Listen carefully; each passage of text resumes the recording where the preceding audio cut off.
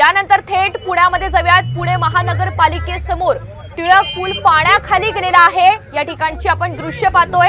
एक कार सुद्धा या पाण्यामध्ये फसली आहे। एकीकडे प्रशासन वारंवार घराबाहेर न पडण्याचं आवाहन करताय, गरज असेल तरच घराबाहेर पडा असं आवाहन करताय, खबरदारी घेण्याच्या सूचना करताय। मात्र दुसरीकडे आपण पाहतोय पुणे महानगरपालिकेसमोरील या पुलावर आता मोठ्या प्रमाणात पाणी साचलंय।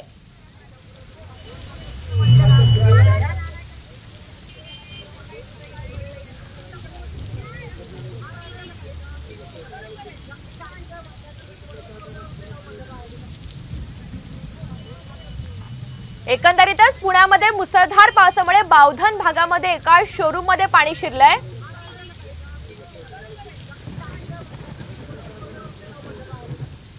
एकंदरीतच ही पुण्याची परिस्थिती आपण पाहतोय। पुणे महापालिकेसमोरील टिळक पूल सध्या पाण्याखाली गेला आणि अधिकची माहिती आपल्याला या संदर्भात सागर आव्हाड देत आहे। सागर, या पालिकेसमोरील टिळक पूल पाण्याखाली गेला आणि दृश्यांमध्ये असं पाहायला मिळतंय कार सुद्धा फसले।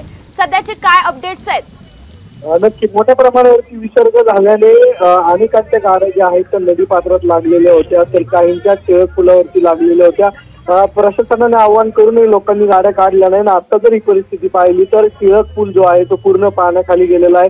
अजूनही विसर्ग सुरू आहे, त्यामुळे ही गाडी जी आहे ती काढण्याचा प्रयत्न सुरू आहे। मात्र गाडी आता पूर्णतः पावसामध्ये आणि पाण्यामध्ये अडकलेली आपल्याला पाहायला मिळतीये।